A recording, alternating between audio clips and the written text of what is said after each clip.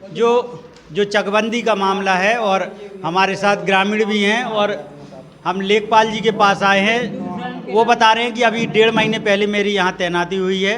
इस मामले में जो गांव वाले ब्लेम लगा रहे हैं कि चेहरा देखकर ज़मीन बांटी गई है, उस मामले में वकील साहब भी पधारे हैं महोबा से और लेखपाल जी यहाँ बैठे हैं। इस मामले में सफाई हम जानते हैं कि लेखपाल जी क्या कह रहे हैं और किस हिसाब से ज़मीन बांटी गई है, क्या उसमें मालियत भी देखकर है, क्या मामला है, क्या कहना है लेखपाल जी? जिस तरह गांव वाले कह रहे हैं, ये बगल में अभी आपके सामने कहेंगे, मैं कह रहा हूं कि उन्हीं का सवाल ले लेता हूं। आपका सवाल क्या है? हमारा सवाल ये है, 15 बीघा की 40 बीघा कर दी गई है ज़मीन समरिया मौजे की।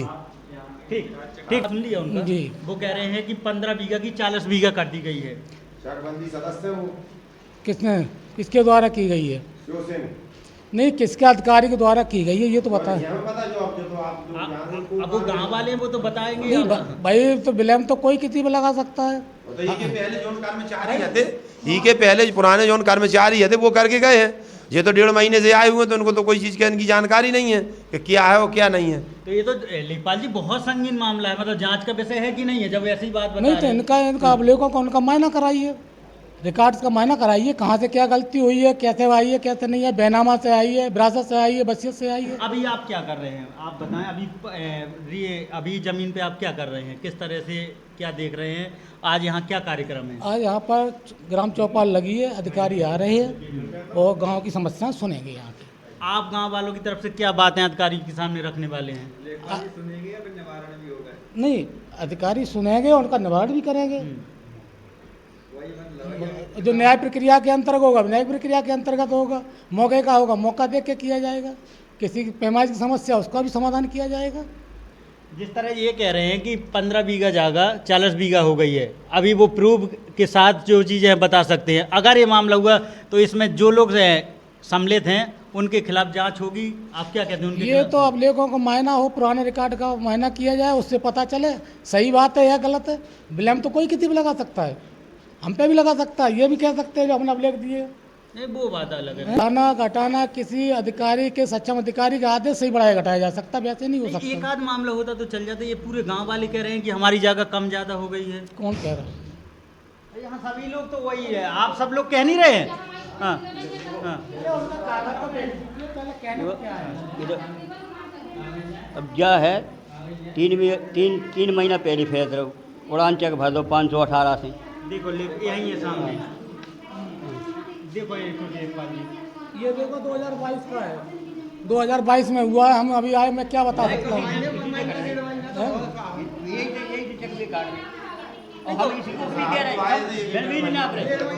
आपके ऊपर कोई नहीं कह रहा लेखपाल जी। बात ये है, जैसे आप चले जाएंगे, अगर आपका ट्रांसफर हो जाएगा। क्या ये भी नहीं नाप रहे क्या? हमने आपसे क्या कहा? हमने अभी आ रहे अधिकारी को अपना एक एप्लीकेशन दिया था, हम नाप देंगे।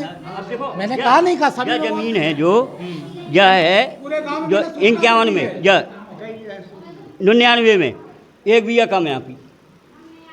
अब ना पवा दो लेखपाल जी, बिल्कुल ना पेगे, 1 बीघा कम है, बिल्कुल ना पेगे। अभी एक प्रार्थना पत्र लिखो, अभी अधिकारी आएंगे, दे देना, मैं आदेश ले लूंगा, आपको मैं नाप दूंगा चल के। 23 तारीख से पैमाइश करने का मौका। और मैं एक चीज़ और चाहता हूँ, डीएम महोबा जी अगर तक एक खबर पहुँचे, अभी यहाँ से किसी भी अधिकारी का, लेखपाल जी का कोई भी तबादला ना करे जब तक ये पता चले कि 1.5 महीने लेखपाल जी हैं, फिर कोई नए लेखपाल जी आगे वो कहेंगे उनका मामला है। कम से कम एक लोग रहें तो पूरा मामला क्लियर करा के जाएं। सकता है एक लोग रहें, जब वो पूरा मामला निपट नहीं जाता है, जब तक उसको मान के चलो फिर बदल ना किया जाए कर्मचारियों को।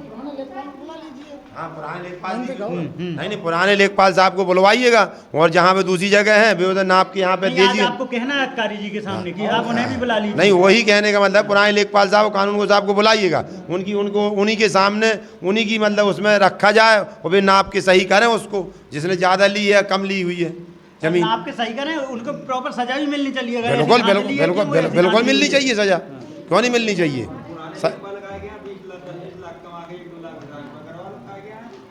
काहे ना है, वे बुलवाएं तो सब आए।